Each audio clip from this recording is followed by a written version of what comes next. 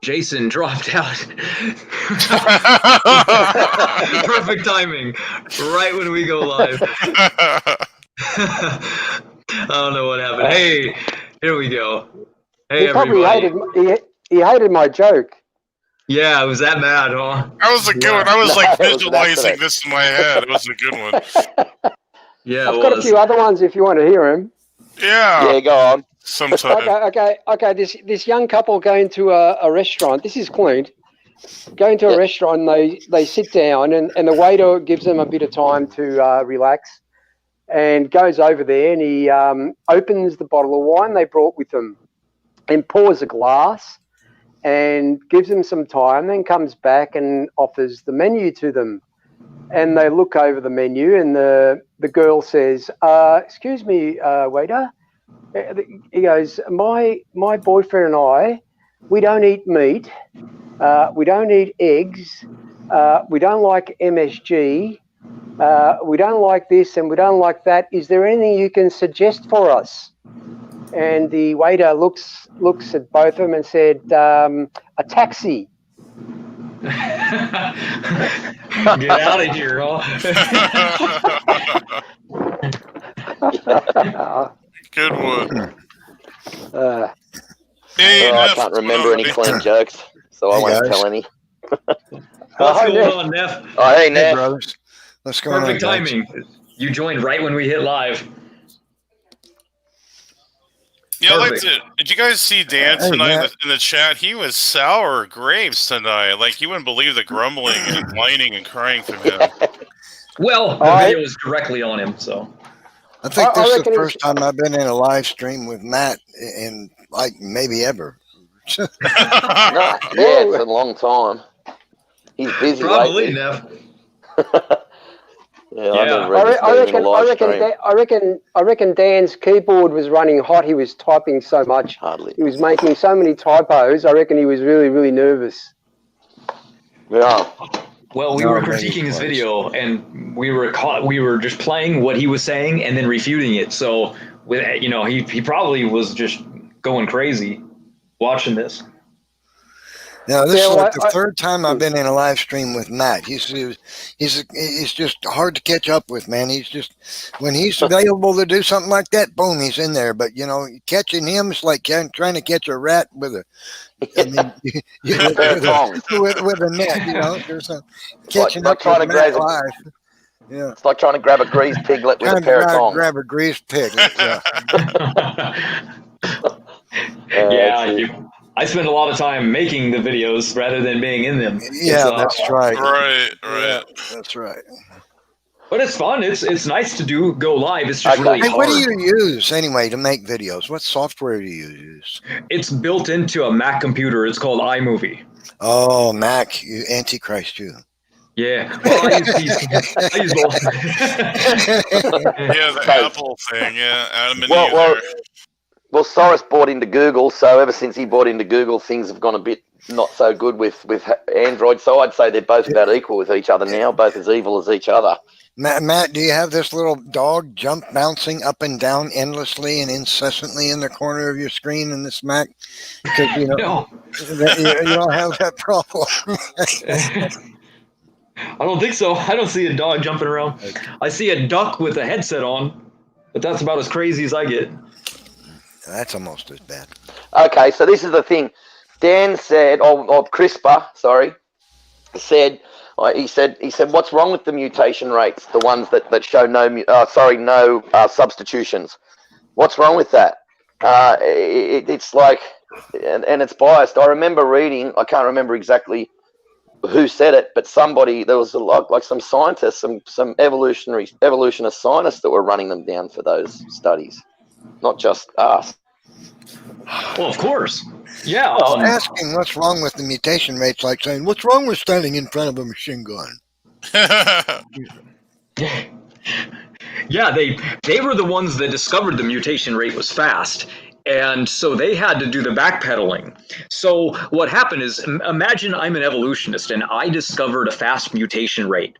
And then some other evolutionist comes along and says, your study was wrong. Well, guess what? Even though I'm an evolutionist, I'm still going to defend my own study, regardless if it points to young Earth creation or not. Right. So that's what happened. Parsons and Howell and Holland, these people were being refuted by other evolutionists, and they were like, oh, no, you don't. You're not going to refute us. We'll tell you why your studies are biased and wrong. So that's what happened. Matt? Yes. Matt, Oh, that's right. SFT's in the chat. He wants a link. Oh, I sent him one on, I guess I should send it on an email, but I sent him one on through text and one on, what is it called, WhatsApp, but I'll send it to him in an email. Thanks. So, Matt, when you say high mutation rate, does that mean a lot of mutations, or is it just rapid more fast, the rate of its mutation? It depends. There's two types of mutations when we're talking about. One is the de novo mutation rate. These are mutations that are handed down every generation from a parent to their offspring, and these are quite high. They range between, well, let's just give them around 65 new mutations per person per generation. But there's also other mutations that are more rare, but they're easier to count because there's so few of them. These are substitutions. And that's basically when an allele changes in a population and then reaches fixation.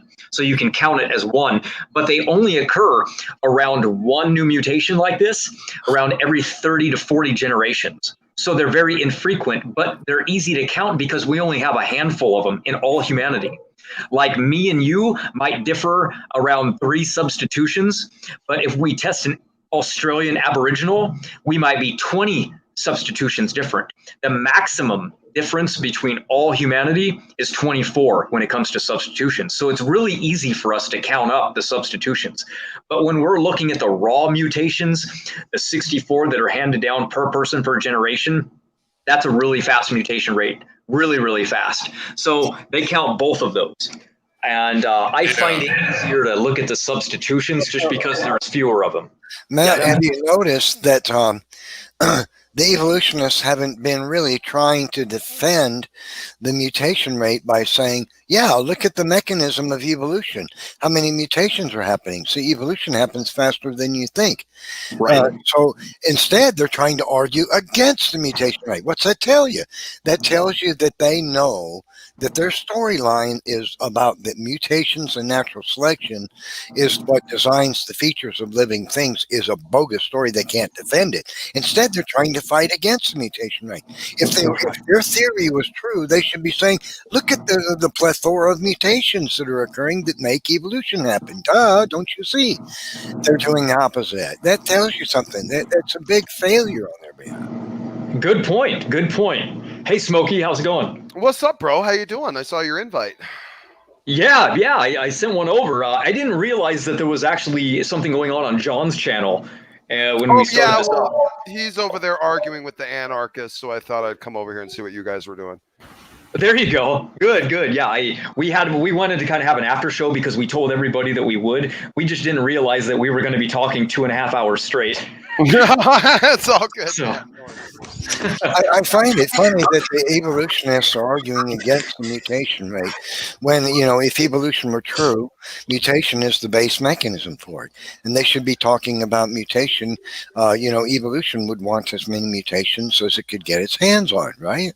So the fact that they're fighting against the mutation rate demonstrates the anti-science of their alleged mechanism. It's not true. They know they can't defend it. Yeah, that's a great I was going to point out, Brother Matt, we were expecting once again to go about an hour and a half. But here's the thing about good old Dr. Dan. He says more things wrong in one sentence than words that are in that sentence. So oftentimes for a 30-minute video with Dan. Oh, and Praise, you saw him in the chat. He just really struggling for a response. He had 10 comments within 30 seconds. He's rapid typer guy.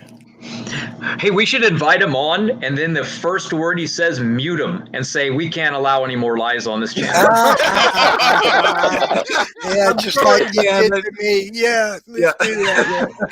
Oh, that's maybe anybody who just straight out lies is getting muted. So we don't believe in debates because Yeah, we were happy to have you come in until you started spewing nonsense. So we Yeah. we had to mute you. You got one word out. Hi. Oh, sorry. We're gonna have to mute you on And that you're, one, Dan. you're talking scientific Yeah.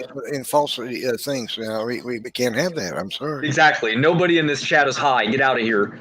So now that we pointed out multiple things that Dr. Dan has got wrong, are we able to now claim that maybe he's not qualified to actually test us on our knowledge? I think so. I would say so. Yeah. Matt, it Okay, might be I a think good you're idea right. to make a video of him like you did about the guys over talking me constantly, JR and what's his name? Do a face palm every time Dan says something scientifically invalid. He'd be talking about, and the mutation rate, it doesn't show that smack. And then, but the heterogosity smack, just smack. Well, here's the thing. He's incapable of having a discussion without interrupting every 3 seconds. And I don't know why I didn't realize it months ago, but in preparation for the book I just put out, because I wanted to make sure I refuted all of his arguments on genetic entropy, I re-listened to his debates with Salvador Nova, who's a genius. He works for John Sanford. So I re-listened to those debates, and Brother Sal is very meek. He's calm. He's collected. He's not aggressive. Very sweet man. Dan, very sweet, gracious man. Dan, I didn't realize it the first time. I don't know why, but he was interrupting Sal left and right. Oh man, yeah. So disrespectfully. So this is nothing new with Dan. Neff, you did it again. You called him JR instead of RJ. I don't know. I got maybe a cowboy hat with a pistol in my head or something. Hey, Brother Matt, where's that clip of RJ back in the day when me and Neff were debating him and Jackson, where he threw off the headset and rage quit? Oh, that's a good one. That's on your channel somewhere. That was our actual. I'm gonna find that. I don't think. Yeah, it was called like Breakdown of the Year Award or something like that. We gave that the evolutionist temper tantrum of the year award, something like that. I gotta find that video. That was you remember that, Neff? No, I don't remember it. I'm sure I probably did see it. I just don't recall it. He was so mad at you. Yeah, he was so mad at you, Neff. He grabbed his headset and literally threw it at the screen and yelled and disconnected. Oh man, awesome! I want to see that again. I've forgotten. I'm gonna go find it. Yeah, we took out just that clip. Yeah, play that on the screen for people. I want to see that. Yeah, You guys talk. He just raged. Guys, one of the super chats that I put through, where my comments didn't show up, was about all the studies that have been done, like Kondrashov. Why aren't we extinct 100 times over? Haldane's dilemma, Mueller's ratchet, Crow, Kimura, Sanford, et al. Why do they keep denying all this stuff? That's a good question, because they're the first people to say it's amazing that you guys believe in genetic entropy when not a single biologist does. And then you link those 15 scientists and they don't know what to say. Then they just found it. Yeah. Well, I linked that study, the paper that Sanford put out in PubMed. It's been read by thousands of scientists. He brought it up at the National Institute for Health. How many times has Dr. Dan spoken at the NIH? He's always attacking Sanford, but Sanford, he just spoke at the NIH and he did an amazing job. And he brought up that waiting time problem paper, and we discussed that in the stream that we just did. And they have there's been no real solid rebuttal other than like a couple blog posts, but no actual like technical papers refuting what he said. They have argue with Sanford anyway. I mean, they're going up against one of the world's foremost geneticists, right? And that's why they have to misrepresent them all the time. They always say, we addressed this today, Brother Neff. Do you hear them? Like Dr. Dan, Cardinal, Jackson, Lee, Erica, they're notorious for saying that supposedly Dr. Sanford misrepresented Camorra, because Camorra, okay, in his paper, he just threw out just a random speculation and said, oh, beneficials, the rare beneficials should be able to outweigh the effect of these low impact, nearly neutral deleterious mutations, and then supported it with no real evidence. He didn't even attempt to support that claim, when in fact Dr. Sanford has looked at it the most, and he's shown that most beneficials are reductive. They're incredibly rare. So he wasn't misrepresenting Camorra. Camorra is just throwing out speculation with no evidence. So, well, Camorra actually posited that for natural selection to fix the problem of genetic entropy, organisms would have to have 4 million offspring and only 2 of them survive.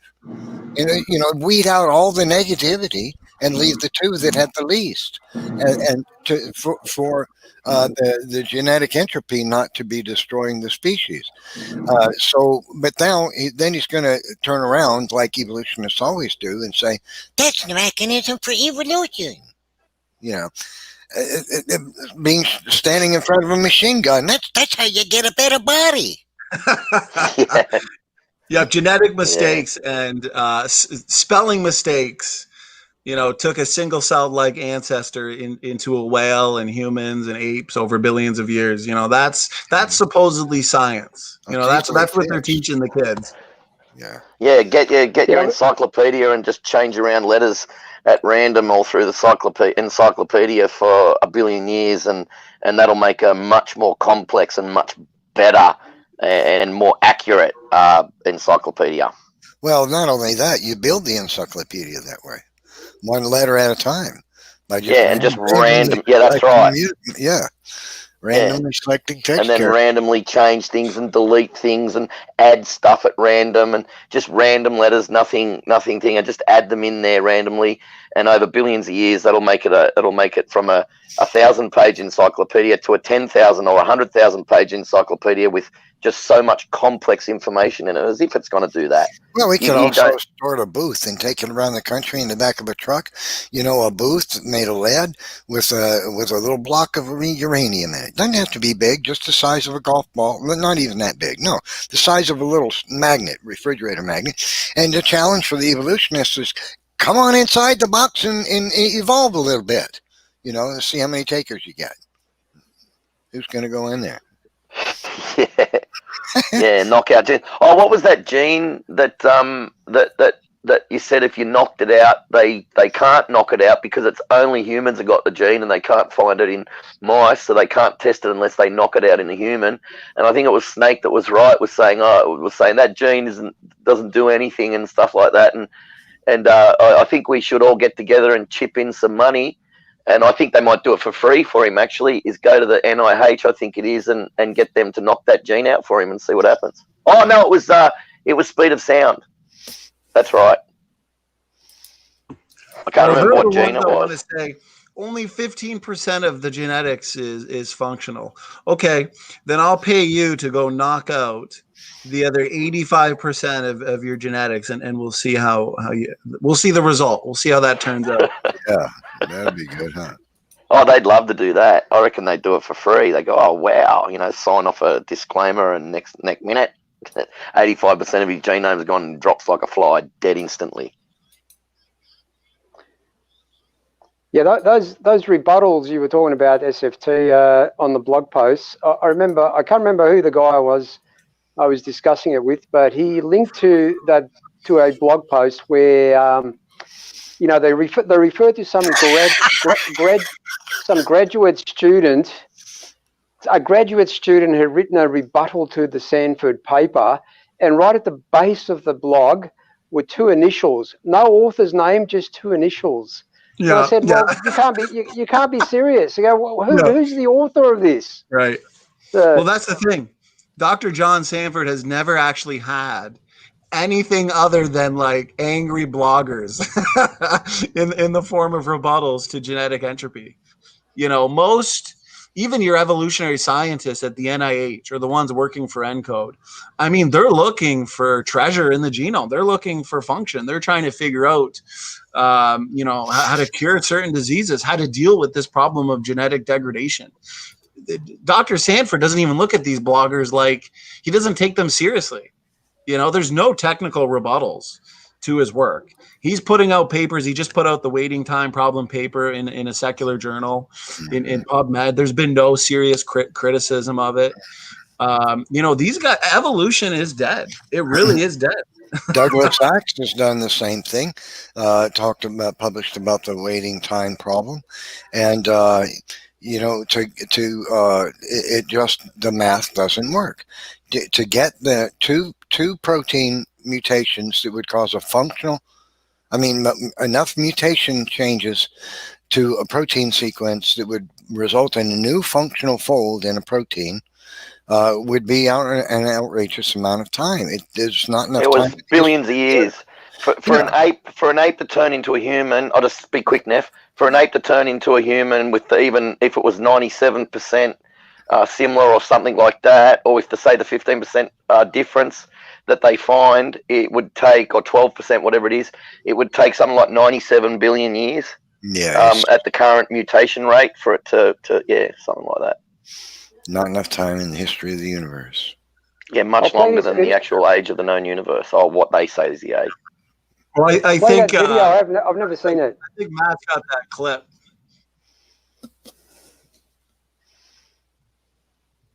Brother Matt, yeah, find that clip. Matt, you're on mute. You're muted, Matt. Thank you. All right. Let me know if you guys can hear it.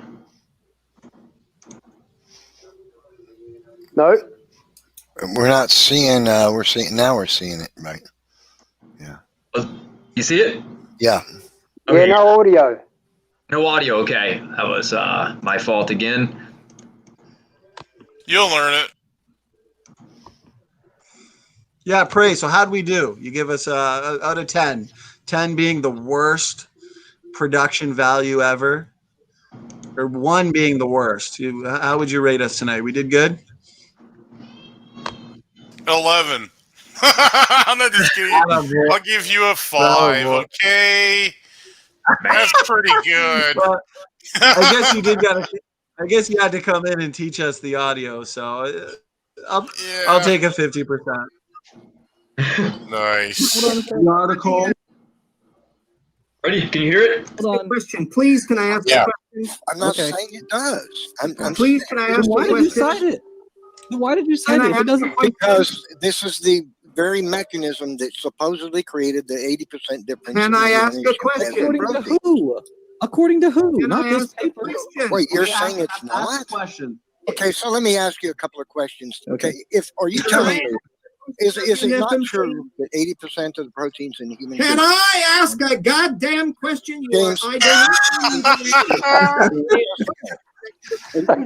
James, hold on.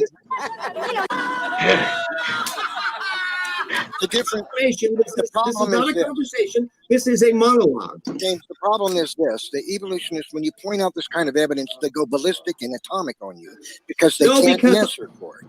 And so that's what you're doing. Moving the goalpost endlessly. So I'm going to ask a couple of questions to get to the meat of it. And the first question is this. This is epic, man. I love this. That is funny. The 80% of the proteins in the human all are different.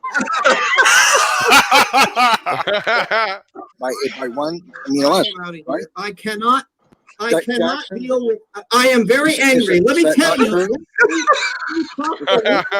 You let me talk for 1 minute. Is that not true, guys? Will you please let me talk for 1 minute? You let me talk, and that you never do. And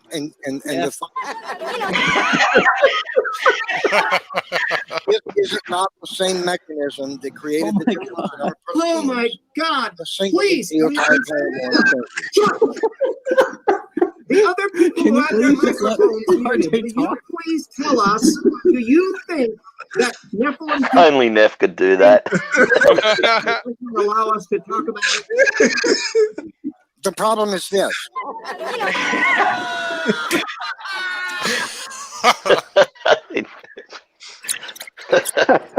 Tell us, That's do good. you think that Nephilim keeps asking the same question over and over again and does not allow us to talk about it? The problem is this.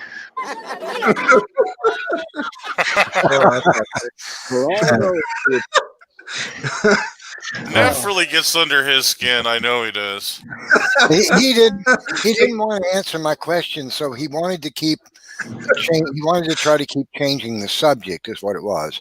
If when I asked the question, he was desperate to change the subject by asking another question and moving the subject immediately, because he didn't want to answer for the fact that 80% of the proteins between humans and apes are different by at least one amino acid, often several, and evolution mutations would have created that difference, right?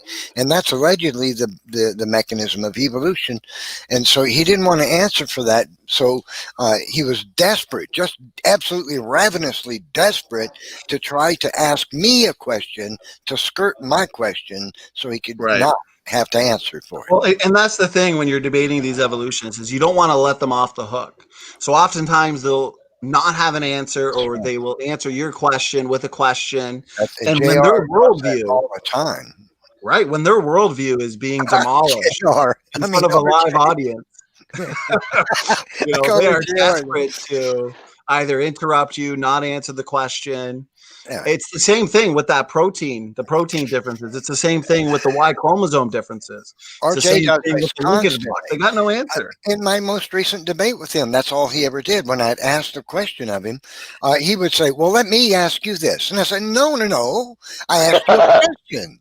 I want you to answer it. Then you can ask me one. But he says, but you're not understanding. For what you're saying is this. So I've got to ask you, do you think, and I say, no. Answer my question.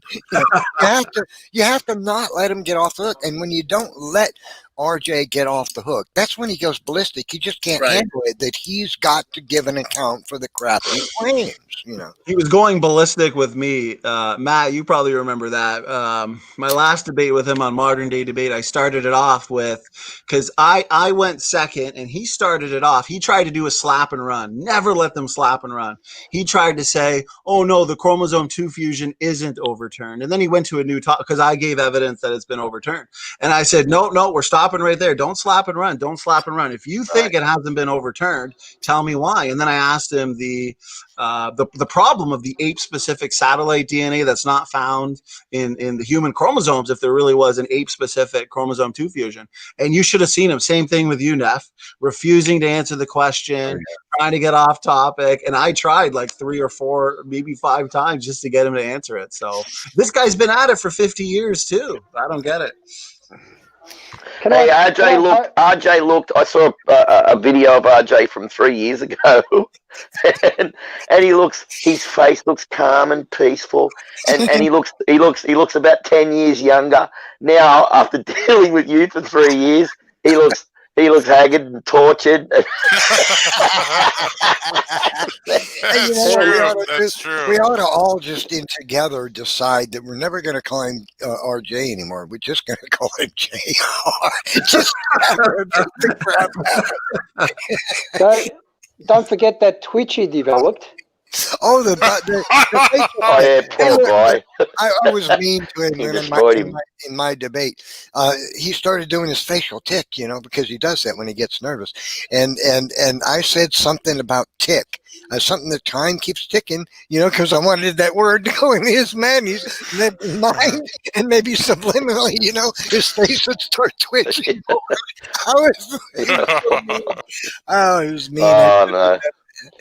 Oh, but I gotta say, I couldn't help myself. Go ahead, George.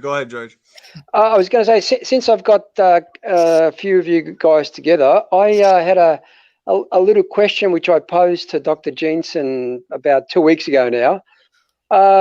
Now, remember that in the Bible, God says that He created us in His image. Okay, so God's a creator, and we are creating. Now, just imagine all the machines that we've actually created, including the computers with all the code. Most of you will probably remember the dreaded blue screen.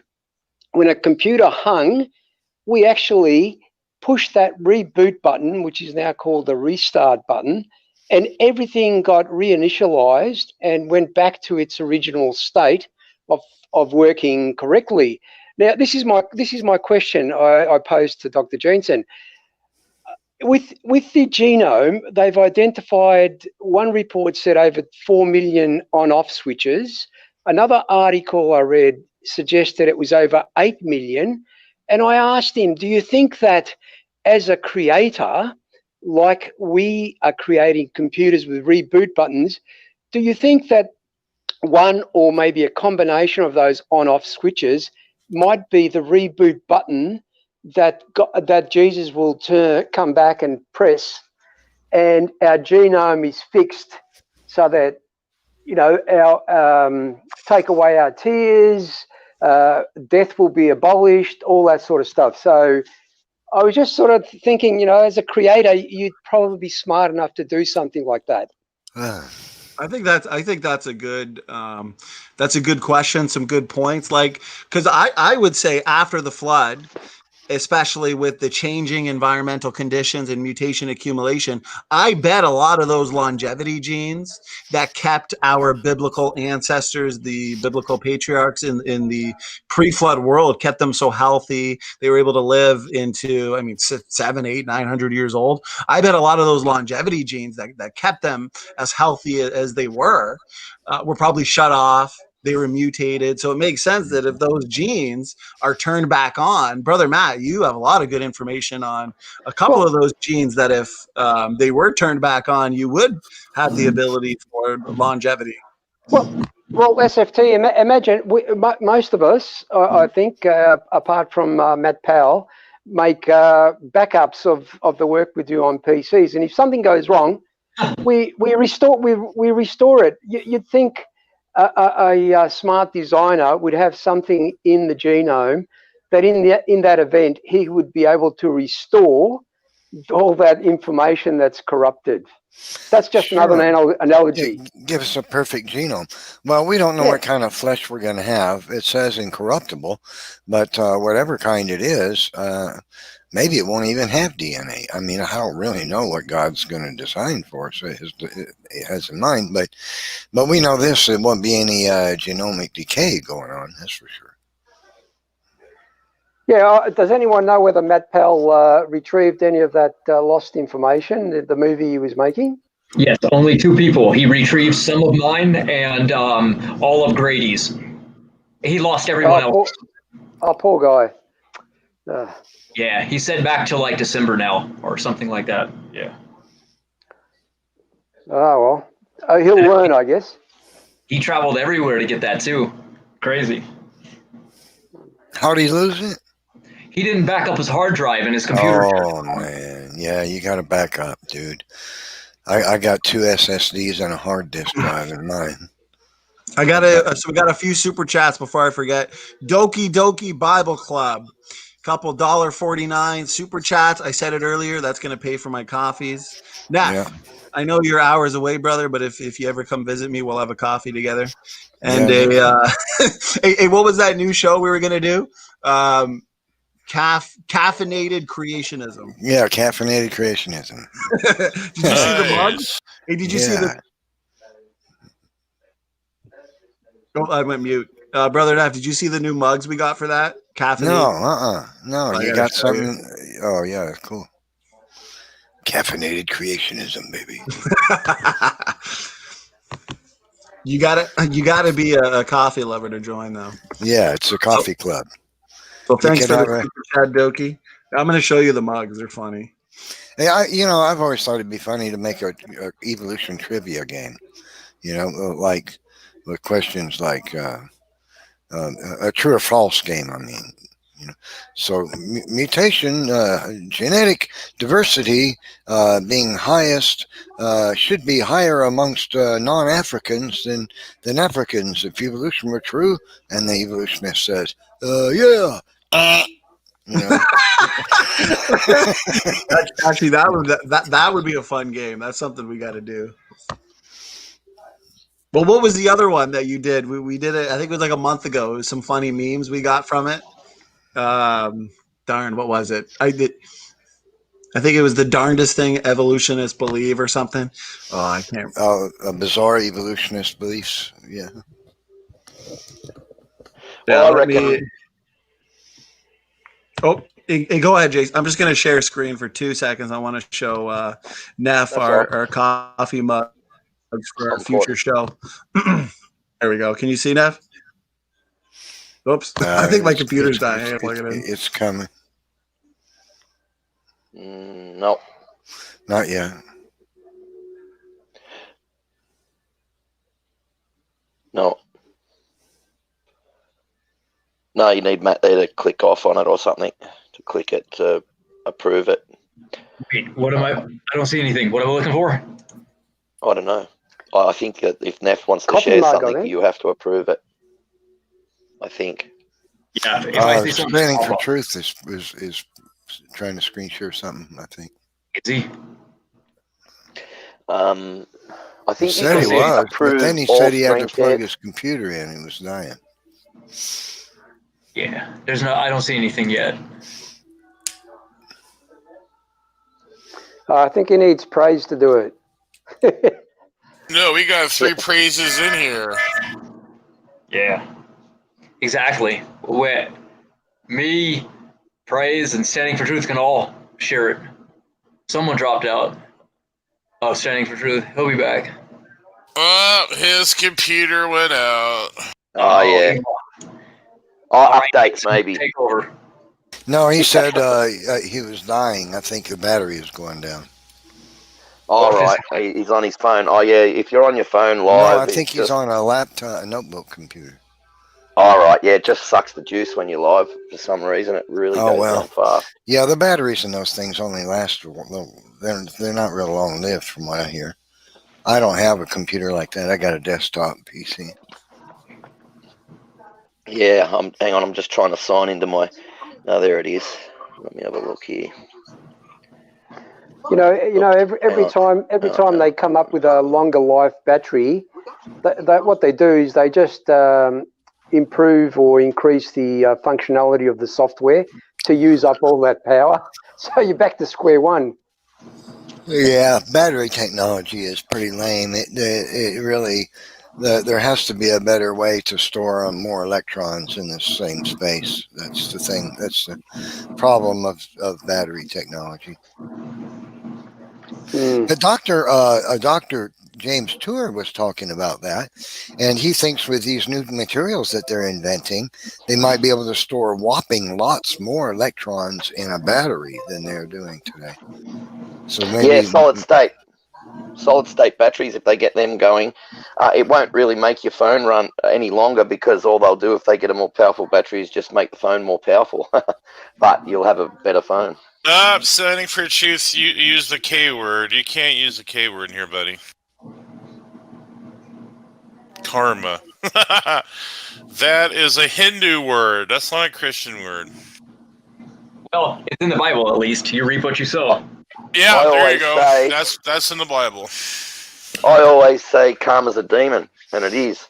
It's Did you know that the word karma is likely to be a derivative from Ham's name, the son of Noah, because the Hindus have a legend of a man named Satyvrata, and that's Noah, who had 3 sons, Karma, Sharma, and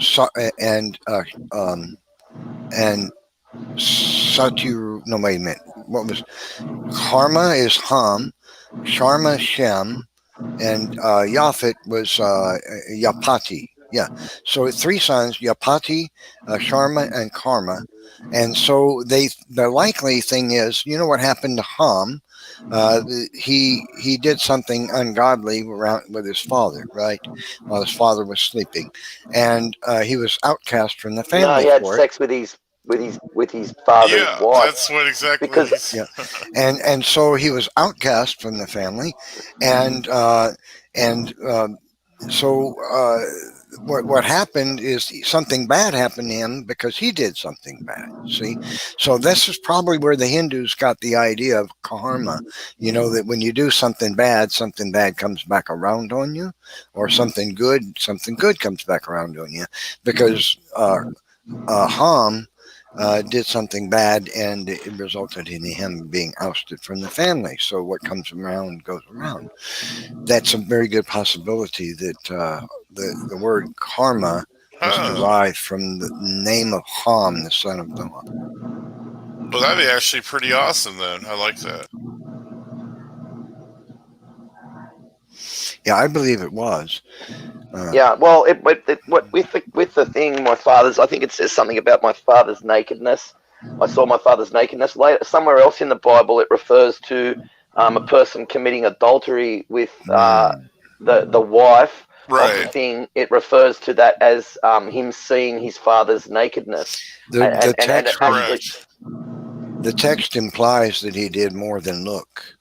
That's the thing. Yeah, no. Yes, he did. What it means is later on, somewhere else in the Bible, I can't remember the verse, but it says when somebody says that they saw your father's nakedness, it means you had sex with their wife, right? And it's very clear later on in the Bible, and when that means he had sex with his own mother, basically. And that's why he was cursed so badly. And I can't. I wish I could remember that. Do you remember the verse itself?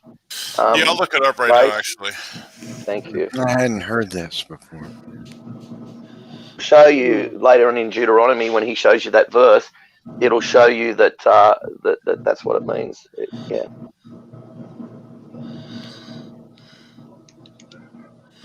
I'm sorry. It's Leviticus 18:7.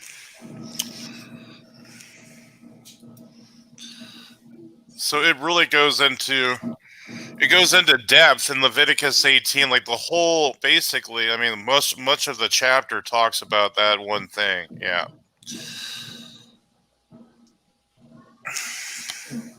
Well. Anyway, this thing with the chimp Y chromosome. Page's team also found that the chimp Y chromosome has 2/3 as many distinct genes or gene families as the human Y chromosome, and only 47% as many protein coding elements as humans. That's what Neff was talking about before.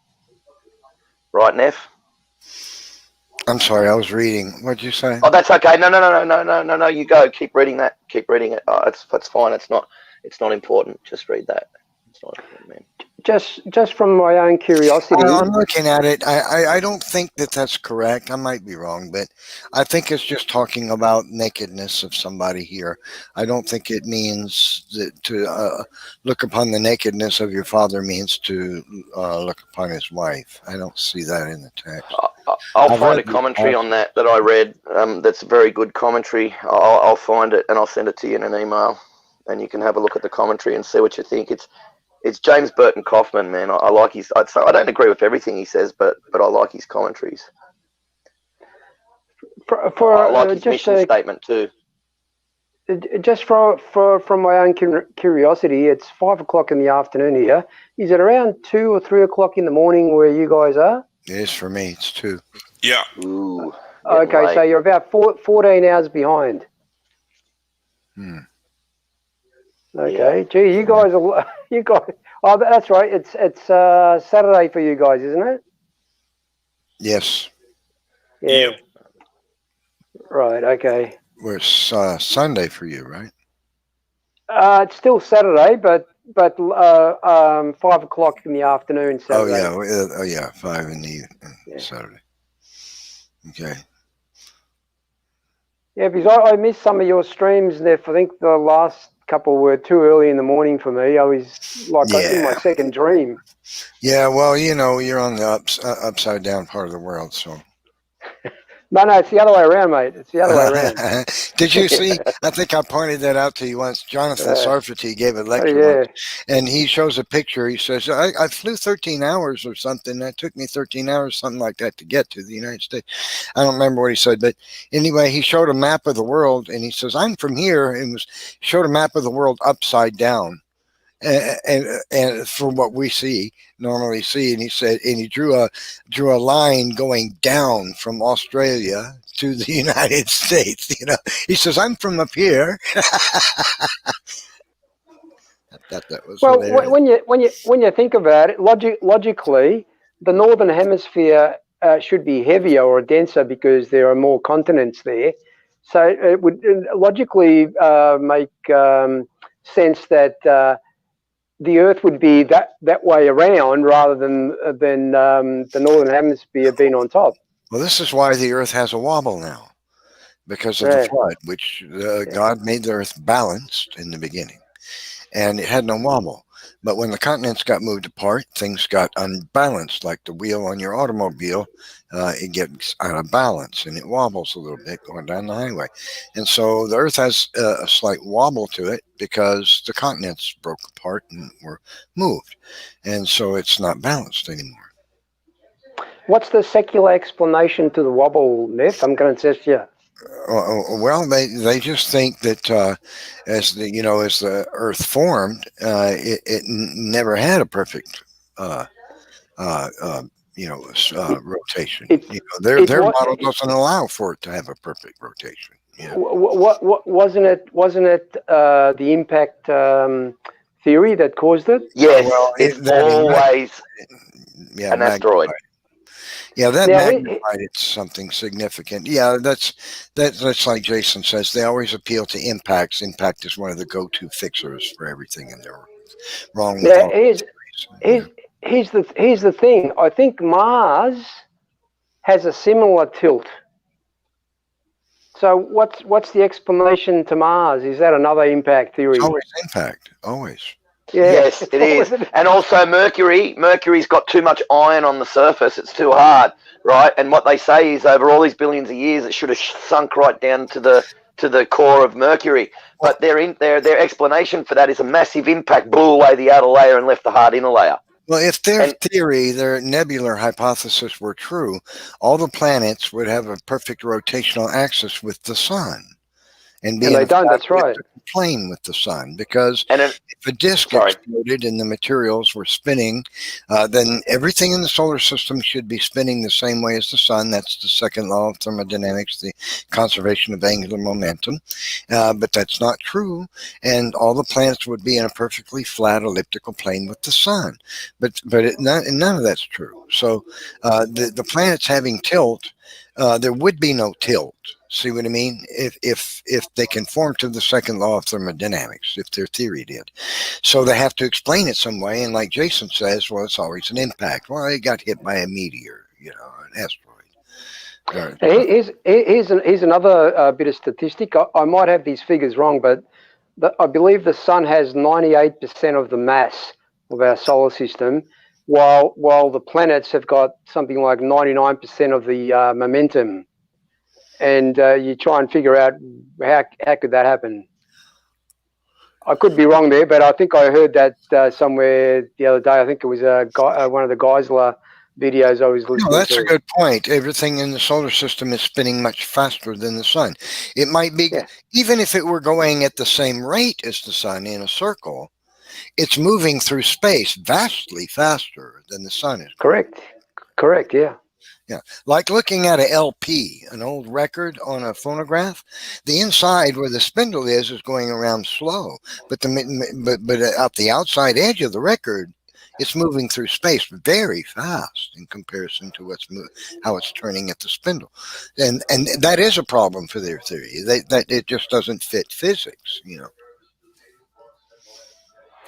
Yeah, here's another one. You know how they say that the sun stands still, and it's the Earth that's rotating around. Why do they still use the term sunrise and sundown when the sun isn't really rising or going down? A bit of a bit of trivia there, but Yeah, something I think is funny. Hear that? What was that? Mercury. Here we go. Oh, Yep, go on. Sorry. That's all right. Go on. No, I'm I not thought you didn't I hear haven't what I found said. what I. Yeah, no, I didn't. I didn't go. I'm sorry. Yeah. What did you say again? I was saying, why do they still use the term sunrise and sundown when the sun really isn't rising or going down? It's just a colloquial way of trying to address the sun coming in and going down, or what it looks like to us. You know, it's how it appears to be, whether it's that way or not. Yeah, but I think they jokingly say, I think it's in Joshua where the Bible claims the sun stood still. Uh-huh. And I remember I said to one guy, well, why do you call it sunrise and sundown if the sun is moving then? If the sun is not moving then? Anyway, just a bit of small talk there. Yeah, a little mental brain twister. Yeah. Yeah. And the other one is you know, animals can't talk, but from their point of view, humans are animals. So why do we talk? Yeah. Oh, the atheists claim the talking snakes and donkeys in the Bible, man. It's a bunch of goofy stuff. Well, wait, we're talking about God, right? You think God can't make a donkey speak? Are you kidding me? He can create the earth, but he can't make a donkey speak. Give me a break. You know, come on. I told Matt Powell when he came over, he said, how do I deal with people that actually say a donkey was talking and a bush was talking? I said, well, if you look into those stories and really investigate them, you actually find, like, take the donkey, for example. The questions that the donkeys asked was exactly what the angel asked when it appeared next to the donkey. So it was just an angel that was invisible asking the question, and the person interpreted that the donkey was saying it, just as the burning bush also. Oh, that might be true. That might be true. Correct, and you know, when correct. atheists say, I don't believe in talking donkeys. Do you believe in talking donkeys or talking snakes? I say, no. But your Bible says this. No, the Bible doesn't say snakes talk. It says this snake spoke. It doesn't say snakes can speak. And Right. someone said to me once, and I just got to say this because it's been annoying me. They said to me about the vestigial tailbone that it is vestigial because they know people that have had their tailbone removed because it's been injured and their guts doesn't fall out their ass. And I say to them, well, the reason why it doesn't when the surgeon removes it is because he attaches those tendons that hold you together to other points. Those tendons are attached, and if you just take the tailbone out and just leave all those tendons go loose and get up and try to walk, your guts will fall out your ass and hit the ground. So that's why we have a tailbone, and that's why it's there. And I just wanted to say that because it really annoyed me because I didn't get a chance to clarify that when I was talking to whoever it was, wherever it was, one time. I can't remember. And the other thing they have to do, Jason, if they have their coccyx removed, they literally have to be taught how to sit down, how to walk after that, because it's a totally different experience. Wow. Yeah, I didn't know that. Yeah, see, I mean, it's like it's not vestigial in the slightest little bit, and that's like this the human embryo sacs. Human embryo sacs vestigial and have no purpose. They are remnants of when we were egg layers. Yet another great evolutionary myth that refuses to die despite total lack of evidence and its birth in deception. Think about it. If the yolk sac is a worthless remnant nowadays, then obviously it can be cut off from the human embryo because it isn't needed, right? Not at all. The yolk sac is the source of human embryos' first blood cells and nutrient supply. Death would result without it. So there's another thing, and the human gills too. I was trying to find that. That's another myth that annoys the heck out of me. We don't have gills there. I can't remember what they are. They're folds of skin that join together, and something they're for some reason. I've got to find it.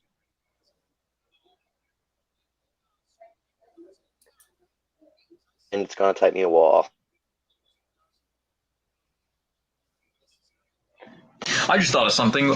You would think that the human taste buds and the taste buds of all animals would be something that was designed, right? Because if I were to take a knife and rake your taste buds off completely, and you essentially couldn't taste food anymore, you wouldn't even know what to eat unless you would trust what the grocery store had. But if I placed you in nature and you were to eat a leaf, you wouldn't know if it was toxic or anything. You would literally swallow it and have to wait for the repercussions afterwards. But since we eat foods that we know biologically taste good, we go and we pull an apple off a tree and an orange off a tree and we eat them and we go, oh, these are good because they taste good and then therefore they are good for you. It seems to be that's a pretty good indicator of design rather than something like, oh, well, you know, the taste buds are pointless. They evolve slowly to teach us, I don't know what to eat. It doesn't even really make much sense because you would think that the body would have, evolved the ability to eat vast amounts of diversity, almost like an omnivore, right? But we can't do that. We can't just walk over and pick leaves off a tree or go pull grass out of the ground and eat it and be completely fine. We have to process these foods. You know, we have to do a lot to wheat to eat it, or a lot than most nuts and seeds. You know, there's processing methods that have to happen. Just like animals know, like a horse, it's like, oh, I just eat the grass. That's it. Yeah. How's natural selection help in that situation? You know, what organisms going out into the world to eat what's in the environment, and he picks the wrong thing and he's dead. So natural selection starts over again. Next guy goes out, he eats some of the wrong things and he's dead. So natural selection has to start over again. Eventually some guy gets lucky and eats some stuff that's good for him. Hey, I found something good. But then, he says, I'm going to try some of that over there, eat some of that, and he's dead. So right, without design. That's a good point, Matt. That's a great point, because how does natural selection select animals? Boy, it would have to be one heck of a population having lots of babies, wouldn't it, to survive that process, right? Yeah. Sorry. That's a great point. I was going to get off the subject. Sorry, sorry. How does an organism evolve so that it naturally is drawn to diets that are only good for it, right? Foods that are just foods that are good for it, not that'll make it sick or inhibit it in some way or even kill it. That's a great point. Yeah, I noticed in this new study that popped up on physics.org. It said different diets of bonobos, which are chimpanzees, may offer insight to how culture is created. So the first thing they talk about is food. They say human societies developed food preferences based on a blend of what was available and what the group decided it liked the most. Well, if it was based on what we like the most, we sure wouldn't be mass producing grain. We would be eating fruit trees everywhere. You know what I mean? We'd be eating good stuff. But ancient cultures knew that to grow a society, you needed grain. That's why the Egyptian culture skyrocketed in population growth, because after the art they got off, they planted kamut and spelt, and their population grew like crazy because they knew they needed to plant things to have massive amounts of people to feed. You can't feed 1,000 people with orange trees, you know what I mean? But you can with wheat and grain. Yeah. Did you know that if a chimpanzee or gorilla could eat 20, 30, 40 bananas a day and it wouldn't hurt him? But if a human being ate 20 bananas a day, it would kill him. It wouldn't take long, and the potassium build up in your bloodstream would get so high you'd die of a heart attack. You can't handle that level of potassium. It will kill you. You're going to like this. You can go to a website called 40bananasaday.com, and it's a guy by the name of Durian Ryder, who's an Australian, and he tried to live off nothing but bananas. And look at what happened to him. What happened? Most of his teeth, he has them all capped now. By the way, he's my age, so he's not that old. He lost all his teeth. He dropped down to like 115 pounds. All of his muscle completely gone. Enough fiber. Yeah. Well, because you got to remember, most of the bananas that are on the store shelf are hybridized. They don't really grow much. Well, there's not a variety of nutrients in it either. You're cutting most of the good stuff out of your diet if you eat nothing but bananas. You know. Yeah. So how long did he do this and survive? I can't believe he didn't die of a heart attack. Well, he was young. He's only 20 years old when he did it. So his youth kept him alive. But he did it for quite a while. He was following somebody's diet by the 80-10-10, which was Dr. Doug Graham, who believed that 80% of your diet calories should come from carbohydrates, 10 from fat, and 10 from protein. So he wanted to move it into just eating fruit. So he chose living on nothing but bananas. And he did it for quite a while, but I forget exactly how long. But his health declined so much that he actually failed and dropped out, and he started up another diet. Basically, every one he's actually tried has completely failed him. But, he's still trying to make money off of it somehow. Wow. Yeah, Matt, many of the people that have had their their heart valves replaced with mechanical valves and are on warfarin for the rest of their life, they're told not to eat dark green vegetables and bananas because the potassium somehow reacts with the warfarin, which is effectively rat poison, and can actually kill you as well. So that's why they recommend you eat very few dark green vegetables and bananas. I try, I don't have a good diet, especially now that my wife is gone. I just fend for myself, but I try to do something good for myself. Every morning I eat a handful of blackberries before I have my breakfast, thinking, I'm going to give myself a little bit of antioxidants, it'd be good for you.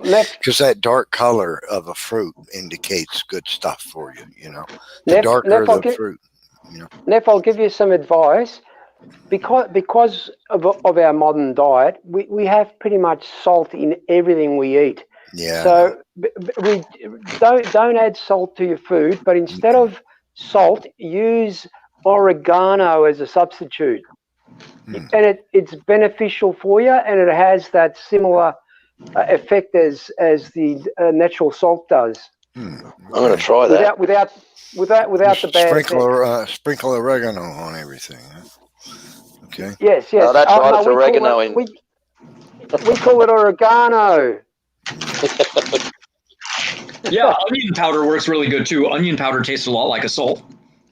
Yeah, onion powder is good. I like that. I like garlic powder. I take a garlic tablet every morning too because it's good for your cardiovascular system. It's also bad for you with coronavirus because it raises cytokine IL-10 in your blood, and which is what kills you, cytokine storm, and fills your lungs up with liquid. So there's certain I'm dead foods if I get coronavirus with or without garlic, man. No, you're not, because if you take nettle root, no, you're not, because if you take nettle root twice a day, I've got emphysema. If it doesn't matter. So's my friend. Just listen to me. No. Nettle root has a protein in it. Now wait a minute. Nettle root has a protein in it that binds up the proteins on your cell that can either hinder the coronavirus or stop it completely from entering your cells. Now the thing about nettle root is that it increases testosterone in your blood. And have a guess, what are they using to treat coronavirus? Testosterone. That's one of the treatments. So and it's a study. Matt gave me the study. I've got the study here. I can send it to you. I've sent it to you before. You can have a look at the study yourself. Okay, I'm just saying, I don't think any of that would help me if I caught coronavirus. Yes, it would. You're the sort of person that should be taking nettle root. You're the sort of person that it would help. It could stop you from dying, and it's mate. It binds up your cell. It's like, there may be truth in that, Jason. Wait. There may be truth in that, but Jason, people who have perfectly healthy lungs who never smoked a cigarette in their life are dying from coronavirus because the virus packs their lungs with mucus and swells the tissues. That's because of the cytokine IL-10 storm.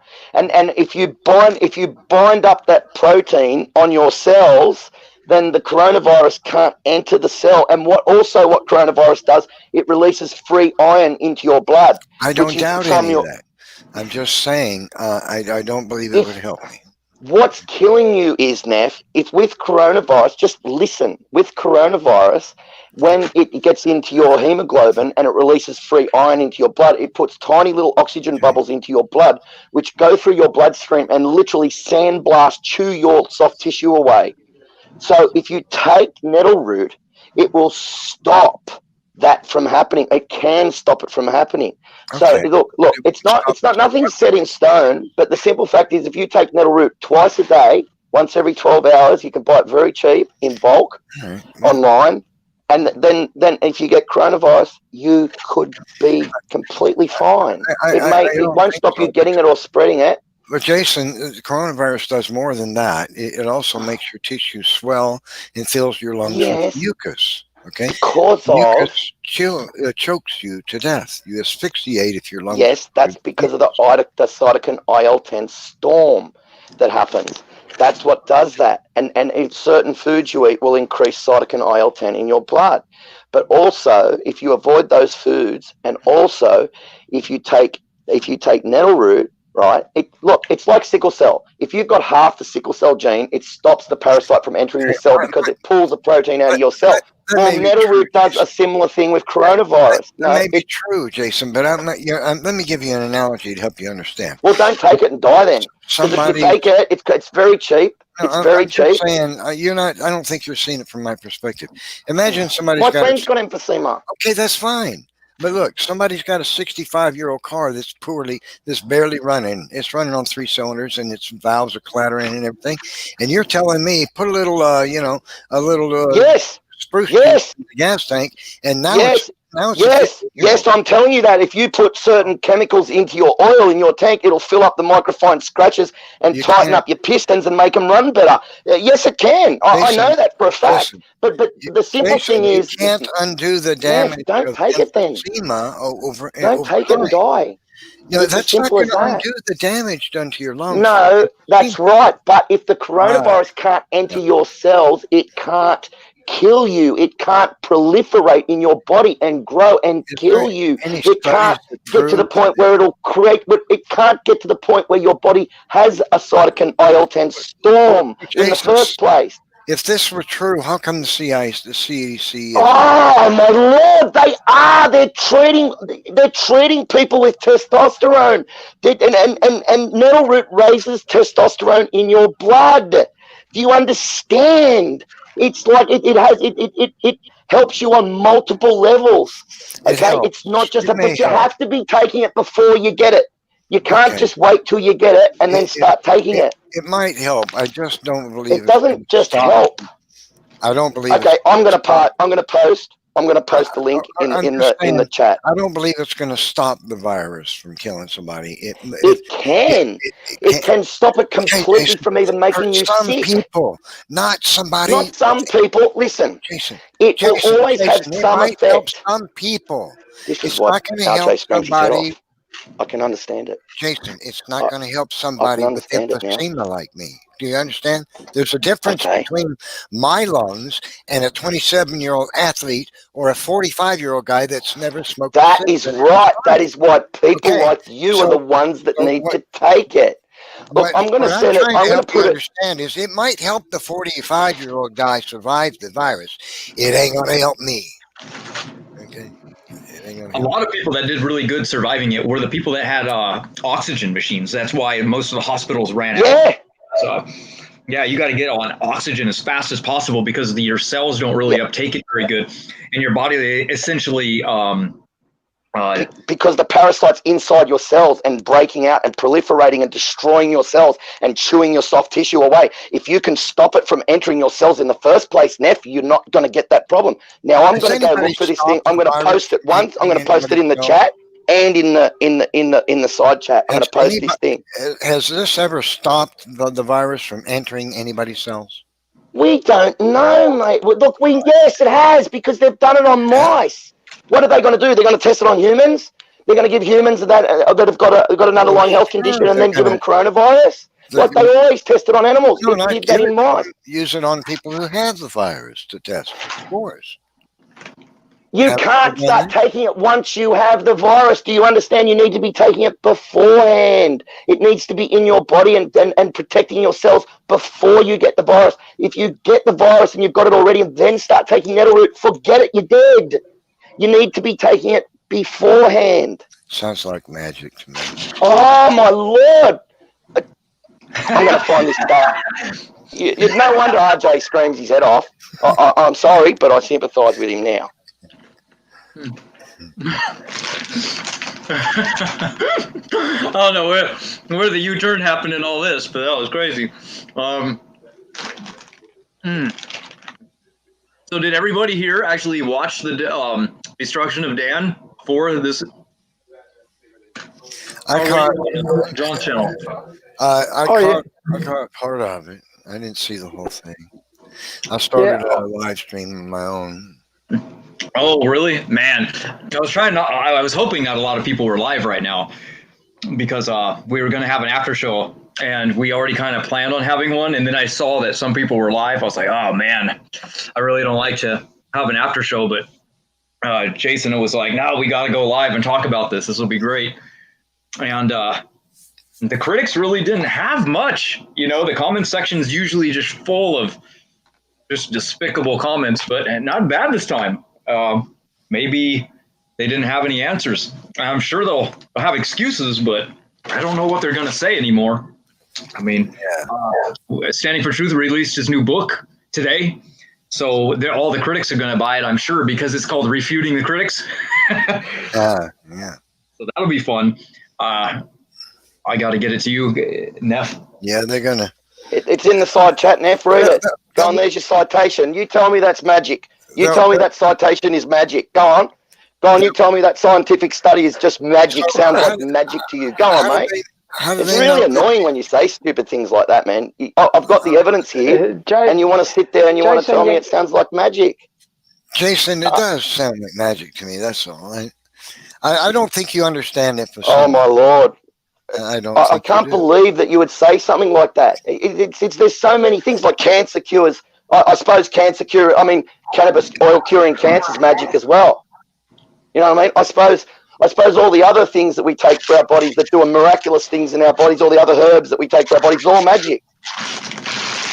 Wake up, man. Read the study. I just gave it to you. Jason hates the pharmaceutical industry. Are there any negative effects to nettle root?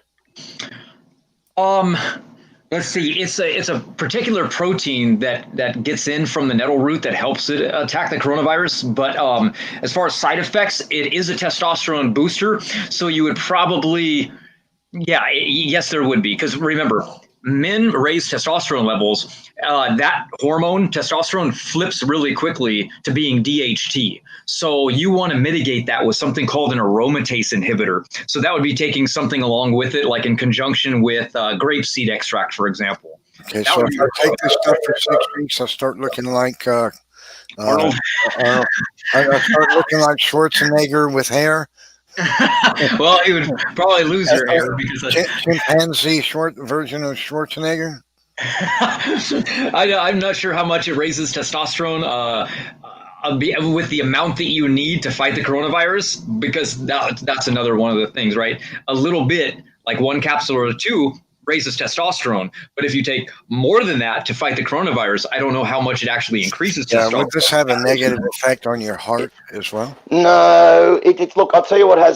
The testosterone levels at your age, your testosterone would be dropping. If you took a testosterone booster, it actually probably make you feel better. And it's a natural testosterone booster. It's not going to damage your body.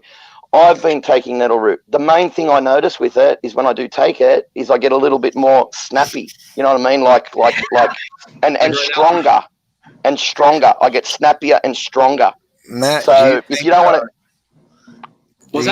Do you think that increasing testosterone could have a negative effect on my heart? Yes, if you take massive amounts of it. But also nettle root, now get this.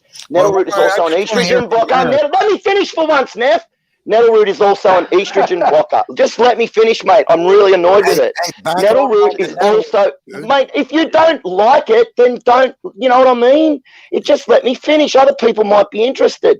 Nettle is an estrogen blocker, so it doesn't only raise your testosterone a little bit, not massive amounts, but it blocks estrogen, and it doesn't block estrogen like an estrogen blocker, like an official estrogen blocker. It's natural. It doesn't affect your body like that.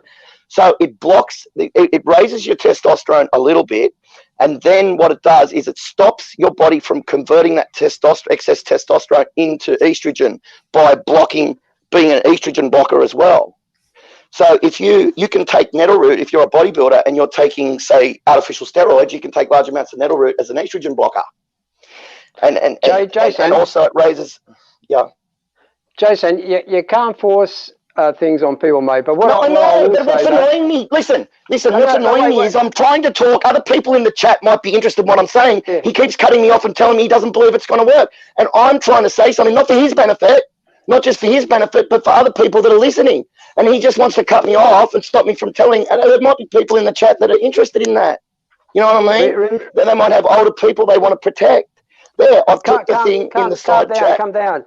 Yeah, but I've put the thing in the side chat. I've put the link in the side chat, and I've also put it in the chat. Okay, so people can go and look at it and make their own mind up and decide whether it's magic or not. What I was going to say is testosterone will turn you into an Italian stallion. Yeah. I think you guys know what I'm talking about. Well, I wanted to ask Matt if increasing my testosterone could have a negative effect on my heart. Yes, it would if you were taking a massive amount. Go on, Matt, tell him. Yeah, that's the problem with steroids. Steroids have a tendency to increase testosterone, and testosterone makes muscles grow, and your heart is being a muscle. So usually bodybuilders have the problem because they're always exercising, and the more you exercise, the more your heart beats, and the more your heart beats, the more it's going to grow because it's muscle as well.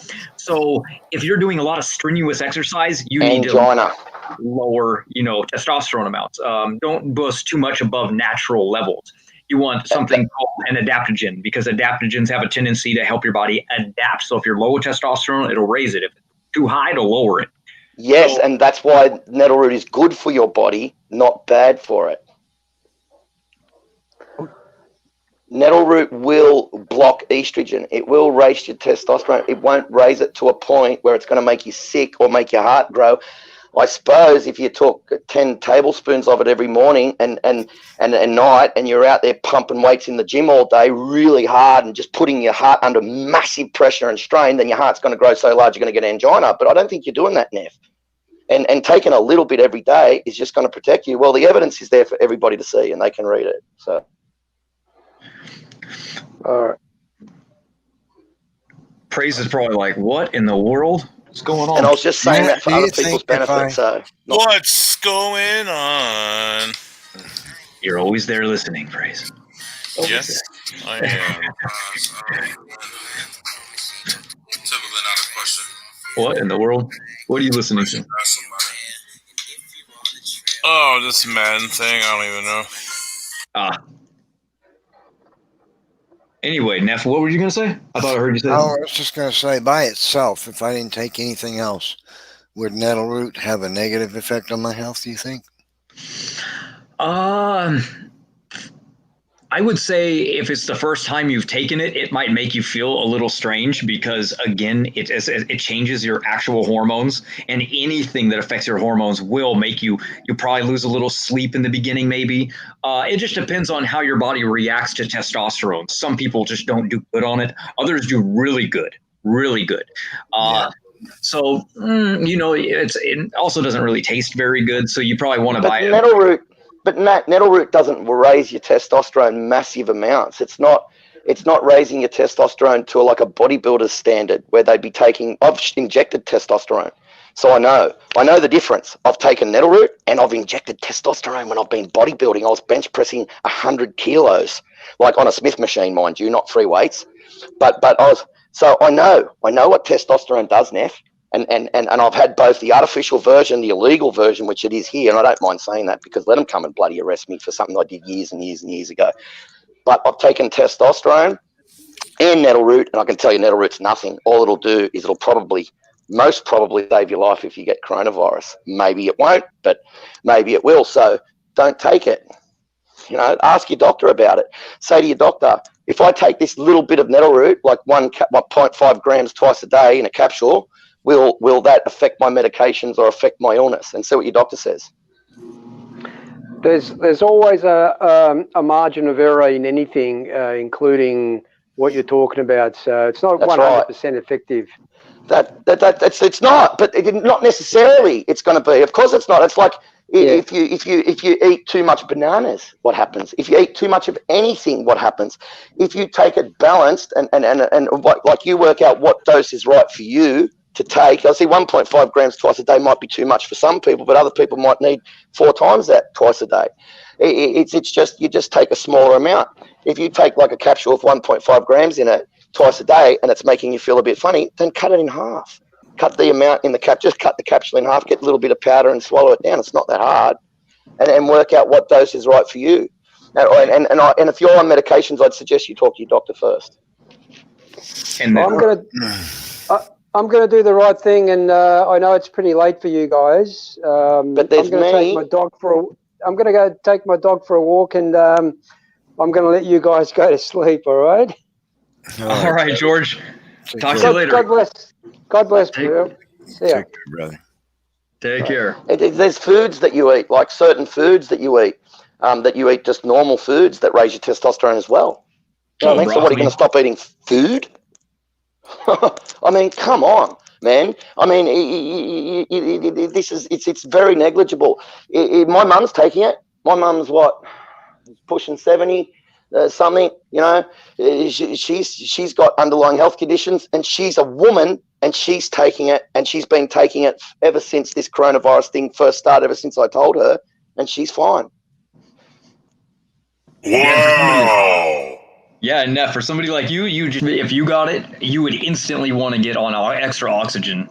All you have to do is survive the initial attack of the virus on your body, and you'll be good. That's the initial stage. That's all you have to do is survive that hump. That's what kills everybody. They get it, and then it attacks the lungs, and you're through. Since it attacks your lungs, you have to be able to survive it. And what it does is the virus robs your body of oxygen. You basically suffocate to death.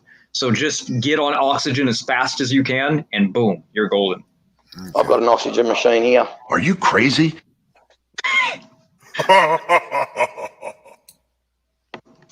I've got a what do you call those things? A hyperbaric chamber. I've got a hyperbaric chamber here, $20,000 hyperbaric chamber. Amazing. Sleeping in that. Yeah, I know. Why not? I should use it more, but I don't. Oh well. Heck yeah, that's awesome. You can replicate the ancient world. Increase the oxygen pressure to 29%. That's double. You feel good when you take it, I tell you. You really do. Yeah. Sorry, when you take it, when you get in it, I mean. After you've been in it a few times and stuff, it does heal you fast. Yeah. Come on. Who wants some? Depends on what it is. I just have too much with my soundboards. Man, I've been going on like almost 4.5 hours or something. I better go. But you guys can keep going. Ness might want to go. You might want to go. That's fine. But I'm gonna talk about the couple of things. All right, guys. I can't stay up all night. Okay, guys. Take care. All right, See you later, all right, Matt. later, guys. See you you. later. Take care, guys.